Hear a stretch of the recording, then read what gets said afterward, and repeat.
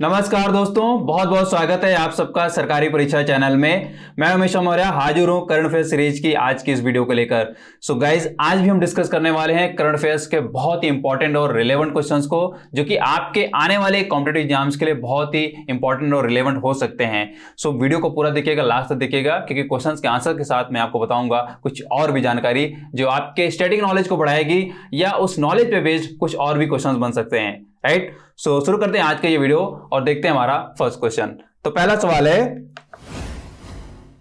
Jonas गाह storey becomes new prime minister of which country? Jonas गाह storey किस देश के नए प्रधानमंत्री बने हैं? तो यहां पे ऑप्शंस गिवन है, जर्मनी, नॉर्वे, फ्रांस या Holland.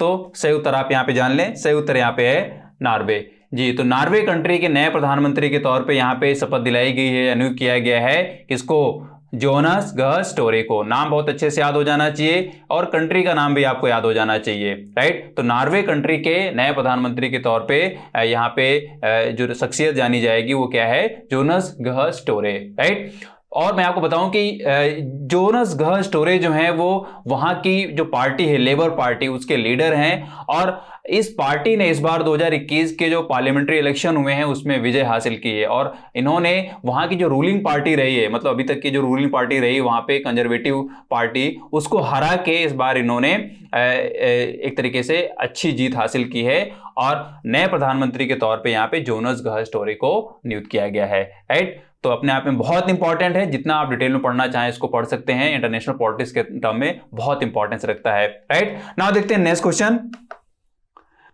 Who has become India's new woman grand master? Bharat की नई महिला ग्रैंड मास्टर कौन बनी है? तो यहाँ पे ऑप्शंस गिवन है, दिव्या देशमुख, एस विजयलक्ष्मी, हम्पी कौंड्रू या हरिका द्रोणवल्ली।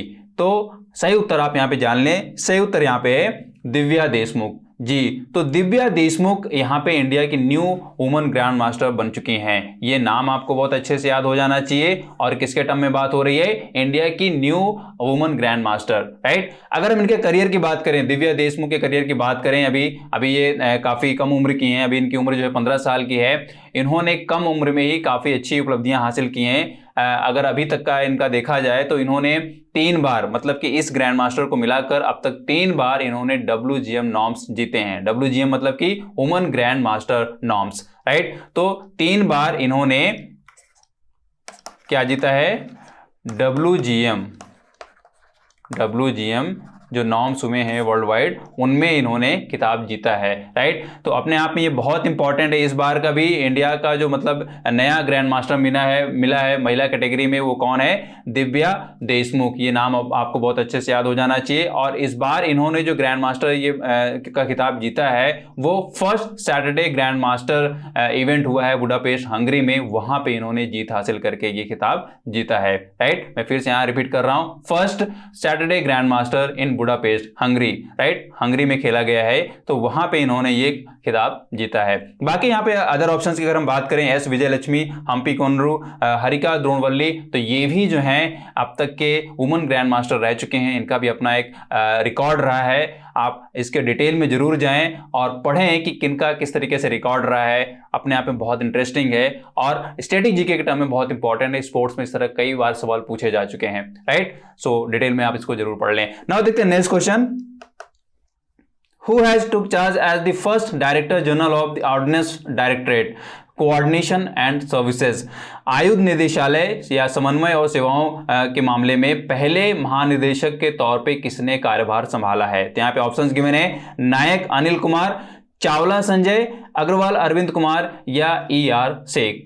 तो सही उत्तर मैं आपको यहां बता दूं, सही उत्तर यहां पे है ER शेख जी। तो ER शेख को यहाँ पे डायरेक्टर जनरल के तौर पे अपॉइंट किया गया है। किसके डायरेक्टर जनरल? Ordinance directorate. तो यहाँ पे एक नया डायरेक्टरेट बनाया गया है जिसका नाम है ऑर्डिनेंस डायरेक्टरेट। राइट, तो ये एक तरीके का नया डायरेक्टरेट है जो रिप्लेस करेगा ऑलरेडी जो एग्जिस्ट कर रहे हैं जो ऑर्डिनेंस फैक्ट्री जो बोर्ड है, यानी कि OFB है। तो ऑलरेडी ये एग्जिस्ट कर रहा है OFB, इसको एक तरीके से रिप्लेस करेगा ऑर्डिनेंस डायरेक्टरेट। राइट, और इस डायरेक्टरेट के जो पहले डायरेक्टर जनरल नियुक्त किए गए हैं वो हैं ER शेख। तो नाम आपको बहुत अच्छे से याद हो जाना चाहिए। और किस डायरेक्टरेट के लिए यहाँ पे डायरेक्टर जनरल नियुक्त किया गया है? तो यहाँ पे बात की जा रही है ऑर्डिनेंस डायरेक्टरेट, राइट, जो कि OFB को रिप्लेस करेगा। मतलब कि आप क्लियरली यहाँ पे जान लें, अगर हम डिफेंस मिनिस्ट्री के स्टेटमेंट पे जाएं तो उन्होंने क्लियरली इसको बोला है कि ऑर्डिनेंस डायरेक्टरेट जो है ये OFB का सक्सेसर होगा, मतलब कि OFB को एक तरीके से सक्सीड करेगा, राइट। तो अपने आप में बहुत इंपॉर्टेंट है ये अपॉइंटमेंट, बिकॉज यहाँ पे ऑर्डिनेंस डायरेक्टरेट की बात की जा रही है, यहाँ पे सिक्योरिटी के टर्म में बात हो रही है। आपको मालूम होना चाहिए कि ऑर्डिनेंस जो फैक्ट्रीज हैं उनमें किस तरीके से काम होता है, या वो किस लिए फैक्ट्रीज इस्टेब्लिश की गई हैं, या ऑर्डिनेंस फैक्ट्रीज कहाँ कहाँ पे हैं। इसके टर्म में भी कई बार सवाल पूछा गया है कि ऑर्डिनेंस फैक्ट्रीज कहाँ कहाँ में है और किस किस जोन में है, या ये भी पूछा गया है कि ये फैक्ट्री किस जोन को कवर करती है, राइट। तो अपने आप में जो भी जोन्स हैं, जो भी फैक्ट्रीज हैं, उनकी अपनी स्पेशलिटी है, या उनके अपने अपने एक तरीके से वहाँ पे काम दिए गए हैं कि कौन किस आर्म में एक तरीके से मैन्युफैक्चर करेगा और किस कैटेगरी की मैन्युफैक्चरिंग करेगा। तो बहुत सारे डिटेल्ड पॉइंट्स हैं, आप इनमें डिटेल में जाएं और उनको नोट करें, याद करें। कई बार सवाल पूछा जा चुका है, आगे भी पूछे जाएंगे, राइट। तो इंपॉर्टेंट अपॉइंटमेंट के टाइम में तो इसको आप जरूर याद कर लें, बाकी स्टैटिक में जितना पढ़ पाए उतना अच्छा है। नाउ देखते हैं next question. In Andaman and Nicobar Islands, which peak has been renamed as Mount Manipur in tribute to freedom fighters? Andaman और निकोबार द्वीप समूह में स्वतंत्रता सेनानियों को श्रद्धांजलि देने के लिए किस चोटी का नाम बदलकर माउंट मणिपुर कर दिया गया है? तो यहाँ पे ऑप्शंस गिवन है, माउंट थुलियर, जिरेमिकू, माउंट हैरियट या माउंट डियावोलो। तो सही उत्तर आप यहाँ पे जान लें, सही उत्तर यहाँ पे है माउंट हैरियट, राइट। तो बहुत अच्छे से आपको ये नाम याद हो जाना चाहिए। माउंट हैरियट जो है वो अंडमान निकोबार आइलैंड्स में जो मतलब पीक्स हैं वहाँ पे, तो उनमें से 3rd हाईएस्ट पीक है। और अगर हम बाकी ऑप्शंस की बात करें, माउंट थुलियर तो ये फर्स्ट है, राइट, और ये क्या है, सेकंड है, और ये क्या है, 3rd है। और यहीं पे माउंट डियावोलो की बात करें तो इसकी जो रैंक है वो क्या है, 4th है, राइट। तो ये पीक्स हैं अंडमान एंड निकोबार आइलैंड्स में जिनके नाम ये गिवन है। इनके स्टैटिक पॉइंट में आप जरूर जाएं कि इनकी हाइट क्या है, और इसके टर्म में भी आप इसको डेटा को याद कर सकते हैं कि इन पीक्स की या इन माउंटेन्स की हाइट क्या है अंडमान निकोबार आइलैंड्स में। इनके टर्म में भी क्वेश्चन बन सकता है। नाउ अगर हम यहाँ बात करें माउंट हैरियट की, जिसका नाम बदलकर यहाँ पर रख दिया गया है माउंट मणिपुर, तो क्यों किया गया है ऐसा? तो जैसा आप क्वेश्चन में देख रहे हैं कि इन ट्रिब्यूट टू फ्रीडम फाइटर्स, मतलब कि स्वतंत्रता सेनानियों को ट्रिब्यूट करने के लिए यहाँ पे ये नाम बदला गया है। तो वो कौन लोग थे या किनके नेतृत्व में एक तरीके से ये स्वतंत्रता सेनानी लोग लड़ रहे थे और उनको श्रद्धांजलि देने के लिए ये नाम बदला गया है? तो मैं आपको बता दूं यहाँ पे कि मणिपुर के जो महाराजा थे कुलचंद्र सिंह और उनके साथ 22 और फ्रीडम फाइटर्स थे, उनको यहाँ पे जेल में रखा गया था। मतलब कि अंडमान एंड निकोबार द्वीप समूह में जेल में रखा गया था कुलचंद्र सिंह और उनके साथ 22 और सोल्जर्स को या फ्रीडम फाइटर्स को।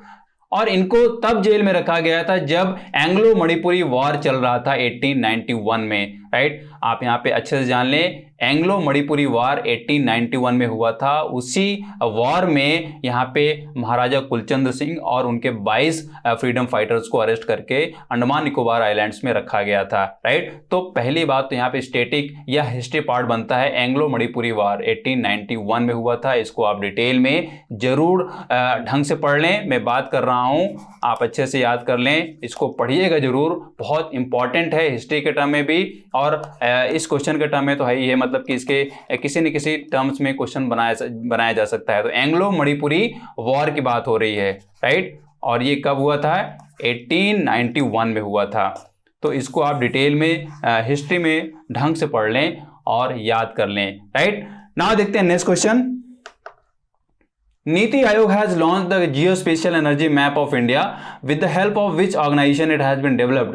नीति आयोग ने भारत का भू-स्थानिक ऊर्जा मानचित्र लॉन्च किया है। इसे किस संस्था की सहायता से विकसित किया गया है? तो यहाँ पे ऑप्शंस गिवन है, इंडियन स्पेस रिसर्च ऑर्गेनाइजेशन या ध्रुव स्पेस या एंट्रिक्स कॉर्पोरेशन लिमिटेड या हिंदुस्तान एरोनॉटिक्स लिमिटेड। तो सही उत्तर मैं आपको बता दूं, सही उत्तर यहाँ पे है इंडियन स्पेस रिसर्च ऑर्गेनाइजेशन जी। तो इसरो ने यहाँ पे नीति आयोग की हेल्प की है इस जियोस्पेशियल एनर्जी मैप को बनाने के लिए, राइट। बहुत इंपॉर्टेंट है, इसको जितना आप डिटेल में पढ़ पाएँ इसके हर एक इंपॉर्टेंट पॉइंट को आप जरूर पढ़ें, राइट। थोड़ा सा मैं आपको बता दूं, बेसिकली ये जो मैपिंग है, मतलब कि ये जो नीति आयोग ने जियो स्पेशियल एनर्जी मैप बनाया है, ये बेसिकली एक तरीके की कोशिश है, एक तरीके का अटेम्प्ट है जो इंडिया में आइडेंटिफाई करेगा, लोकेट करेगा एनर्जी के प्राइमरी और सेकेंडरी सोर्सेज को, राइट। साथ में इन सोर्सेज के ट्रांसपोर्टेशन और उनके नेटवर्किंग को भी अच्छे से मतलब बनाने में हेल्प करेगा, या उसकी प्लानिंग करने में हेल्प करेगा कि किस तरीके से हम प्राइमरी और सेकेंडरी सोर्सेज को आइडेंटिफाई कर सकते हैं और उसकी ट्रांसपोर्टेशन कर सकते हैं, कहां से और कैसे, राइट। तो बेसिकली ये जो है एनर्जी के प्राइमरी और सेकेंडरी सोर्सेज को आइडेंटिफाई और लोकेट करने के लिए और खास तौर पे उनके ट्रांसपोर्टेशन की नेटवर्किंग को बनाने के लिए, प्लान करने के लिए बहुत इंपॉर्टेंस रखता है जियो स्पेशियल एनर्जी मैप, राइट। और इसको बनाया है बेसिकली नीति आयोग ने इंडियन स्पेस रिसर्च ऑर्गेनाइजेशन के हेल्प से, राइट।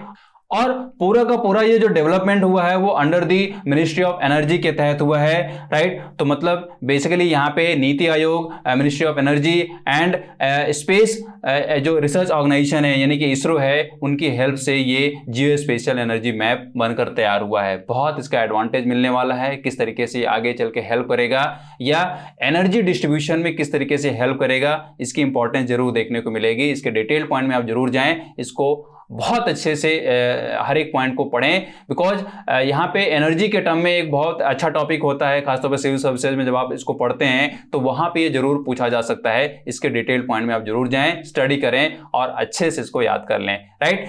दोस्तों यही थे हमारे आज के इंपॉर्टेंट क्वेश्चंस जो डेफिनेटली आपके आने वाले एग्जाम्स के लिए हेल्पफुल होंगे। वीडियो को लाइक करें, शेयर करें, अगर आप चैनल में नए हैं तो इसको आप सब्सक्राइब कर लें, साथ में बेल आइकन को प्रेस कर लें। अगर आप सोशल मीडिया में हैं, फेसबुक और इंस्टाग्राम पे, तो वहां पे भी हमको फॉलो करें ताकि इंपॉर्टेंट अपडेट्स आपसे मिस ना हो।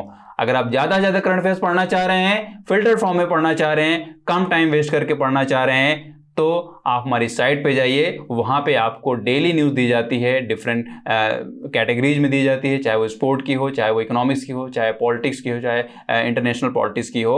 मतलब कि जो भी नेशनल या इंटरनेशनल पॉलिटिक्स है या जो नेशनल इंटरनेशनल इवेंट्स हैं डिफरेंट फील्ड्स के, वो सारे के सारे वहाँ दिए जाते हैं। आप कम टाइम वहाँ वेस्ट करके उन सारे पॉइंट्स को याद कर सकते हैं, पढ़ सकते हैं और उनकी नोट्स बना सकते हैं और एग्जाम टाइम में आप उसको रिवाइज भी कर सकते हैं, राइट। तो बहुत इंपॉर्टेंट है, अगर आप जाके वहाँ पे डेली इस न्यूज़ को पढ़ते हैं, आपके लिए करंट अफेयर्स बहुत आसानी से तैयार हो जाएगा आपकी आने वाली प्रतियोगी परीक्षाओं के लिए, राइट। तो पढ़ते रहिए, मस्त रहिए, मिलता हूँ आपसे नेक्स्ट वीडियो में, तब तक have a nice day and thank you.